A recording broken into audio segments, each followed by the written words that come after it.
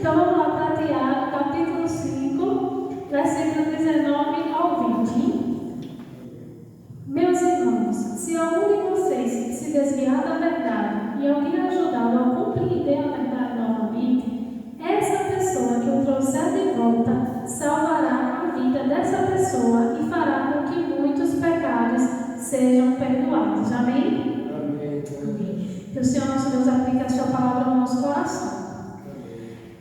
Existe um corinho antigo, que acho que muitos aqui já ouviram, que diz assim: caminhando eu vou para Canaã, né? Caminhando eu vou para Canaã.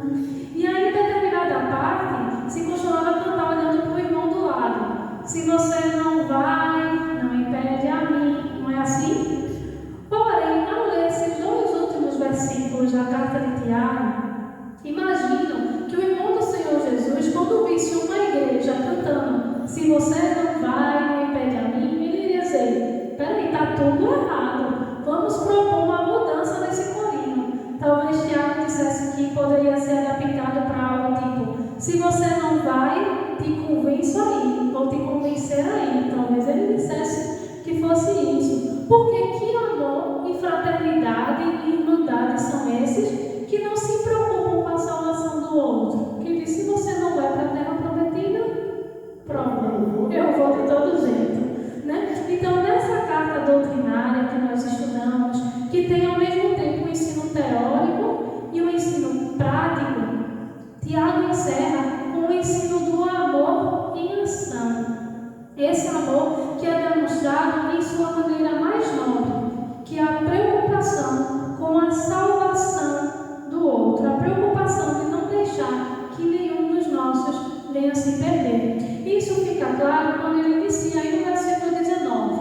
Meus irmãos, se algum de vós se desviar, então nesses dois versículos ele traz qual deve ser o tratamento para com o irmão que está se desviando da fé. Ele não está falando do tratamento para com quem já está no mundo, para quem não conhece a fé no Senhor Jesus, não. Neste caso, ele está falando de alguém que está no nosso meio e que está esfriando na fé, está se desviando.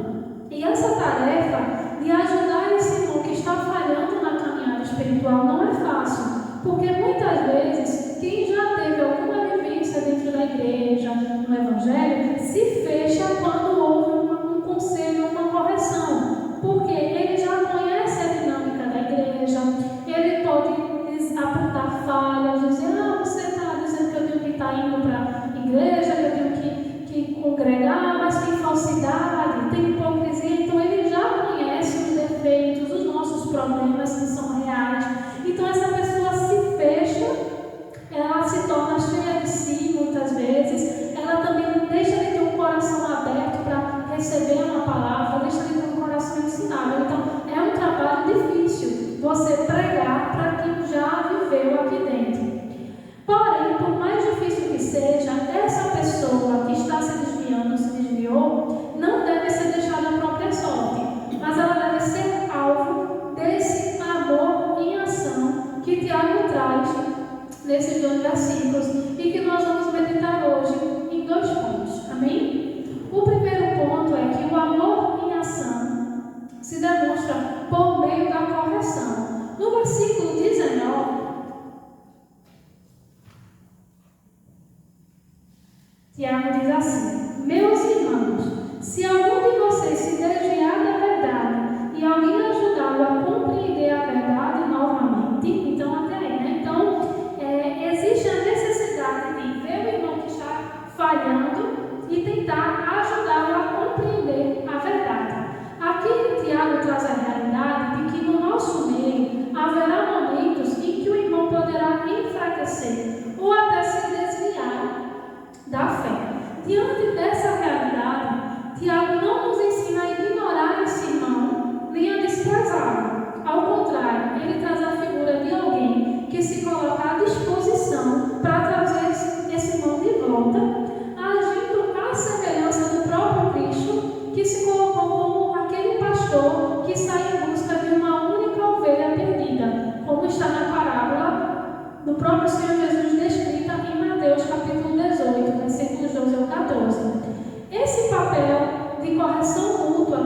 diabo traz é apontado também em outras passagens bíblicas, como a gente leu em Gálatas hoje, na leitura bíblica inicial, também em Colossenses 3,16, quando o apóstolo Paulo diz: exortai-vos uns aos outros. Lá em Hebreus 10:25, vemos inclusive a advertência para que nós não venhamos a deixar de congregar, de participar das reuniões. E ele diz que alguns estavam fazendo isso já naquela época e que esse era um assunto pelo qual nós deveríamos sempre estar animando e admoestando uns aos outros. Então, se eu vejo que o irmão está se afastando, ele está se esfriando, é nosso dever chamar esse irmão de volta, dizer: meu irmão, você está caminhando para a perdição, você precisa retornar ao Senhor Jesus. Só que, antes da gente corrigir esse irmão que está passando por esse processo, nós temos que atentar para duas coisas. Primeiro, para corrigir alguém, para chamar a atenção em amor, como até a Mani enfatizou aqui na leitura bíblica inicial, para a gente poder admoestar alguém, é preciso que nós tenhamos vida. Por quê? Não adianta eu querer corrigir alguém, uma vida toda bagunçada, essa pessoa vai chegar e vai dizer assim: quem é você para me corrigir? E aí, ao invés de ajudar, eu só vou passar vergonha, né? E outra coisa é que alguém pode dizer: Nadia, eu não vou chegar para o meu irmão e dizer: rapaz, você está errado, veja direitinho, porque eu não vou julgar ninguém. Não julgueis, a Bíblia diz: não julgueis.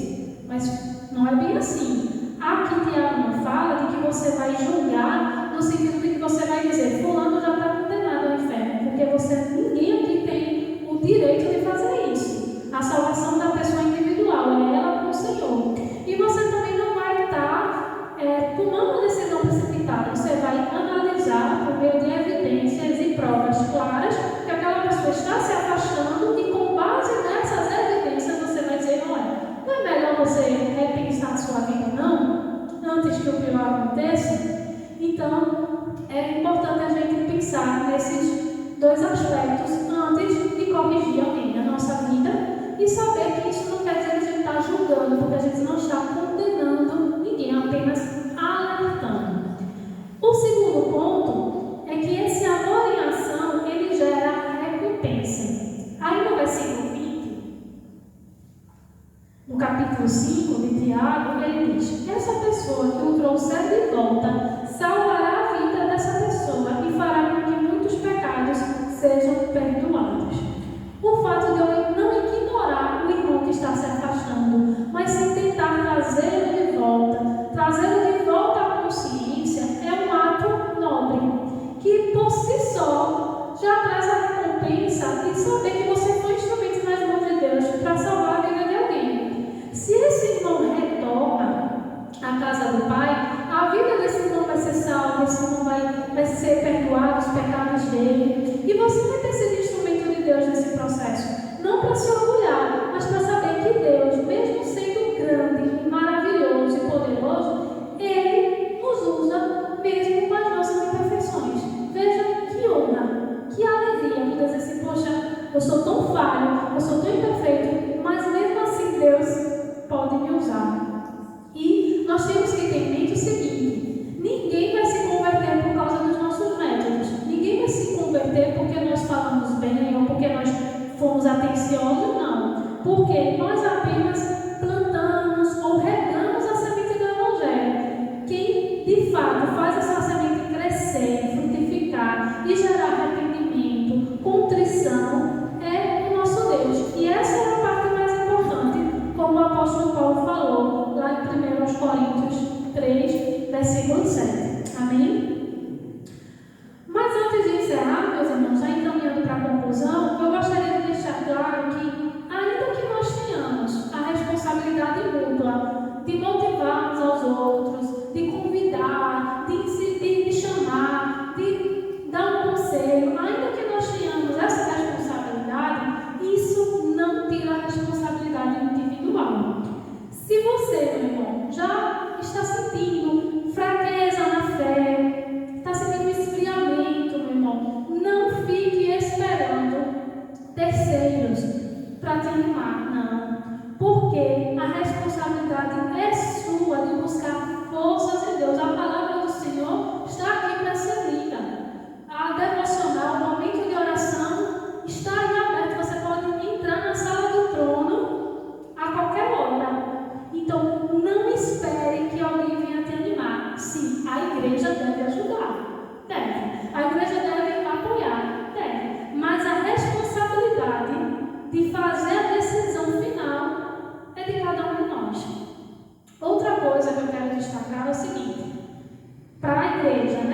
se nós estamos fazendo a nossa parte de chamar o irmão, tentar trazê-lo de volta, mas mesmo assim, esse irmão não dá ouvidos, não quer vir, não quer ouvir a palavra, enfim, nós temos que entender que nós não somos 100% responsáveis pela vida desse irmão, porque a responsabilidade é individual. E aí, para a gente concluir, eu convido os irmãos a abrirem a palavra do Senhor lá no profeta Ezequiel, no capítulo 3.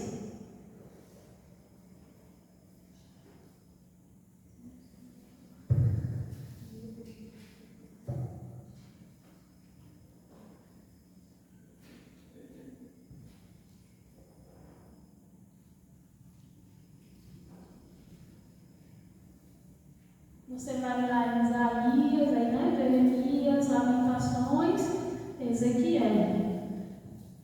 É o terceiro profeta maior. Capítulo 3. Vamos desde o versículo 18 ao 21. Amém? Quando é como se fosse o próprio Deus, é como não, é sempre o próprio Deus falando para Ezequiel. Aí Deus fala assim para Ezequiel: quando eu disser ao pecador que ele vai morrer e você não entregar a ele a minha mensagem, se não mostrar que ele precisa mudar de vida para ser salvo, ele vai ser castigado com a morte por causa dos seus pecados. Mas você será responsável pela morte dessa pessoa. No entanto, quando você advertir o pecador e ele não se arrepender de seus pecados e desobediências, ele será castigado com a morte por causa dos seus pecados, mas você estará livre dessa culpa. Da mesma forma, quando o homem bom deixa de fazer o que é justo e passar a fazer o mal e opuser diante dele um tropeço, ele morrerá se você não avisar. Ele morrerá por causa dos seus pecados. As boas obras que ele antes fazia não o livrarão do castigo, mas eu pedirei contas a você pela vida daquele homem. Mas se você avisar o homem bom para não pecar e ele obedecer, certamente ele viverá e você também estará livre dessa culpa. Amém? Então, o que a gente pode tirar de aplicação aqui também nesse texto de Ezequiel, juntando com o que a gente já viu em Tiago 5? Se nós temos a mensagem do Evangelho, vemos a pessoa se afastar da palavra do Senhor, vemos a pessoa se desviar, está se perdendo e nós não fazemos nada, essa pessoa que está se desviando vai ser responsabilizada pelas escolhas dela de não seguir a Deus. Pronto.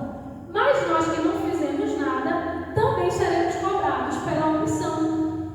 Então, no dia do juízo final, vai dizer: essa pessoa pecou, ela desobedeceu a Deus, é isso mesmo. Infelizmente, condenação. Mas a igreja que não trouxe à tona para aquela pessoa que ela estava caminhando errado, ela não trouxe, não revelou e não alertou, também vai ter um galardão menor, vamos dizer assim. Mas, se nós vemos o pecador, levamos a mensagem para ele, mas ainda assim ele não se converte, ele vai ser responsabilizado, mas nós nos livramos dessa culpa, porque nós fizemos a nossa parte. Amém, meus irmãos? E assim que nós encerramos a carta do pastor Tiago, essa carta doutrinária que mescla teoria e prática, sempre com muitos exemplos claros e aplicáveis ao nosso cotidiano. E que após todo esse percurso que nós fizemos, nós possamos estar mais preparados para viver o Evangelho na prática e transmiti-lo por meio das nossas ações cotidianas. Pois, como disse o grande evangelista Billy Graham, nós somos as Bíblias que o mundo está lendo. Nós somos os sermões que o mundo está prestando atenção. Amém? Que a partir de amanhã o mundo possa ler sermões cada vez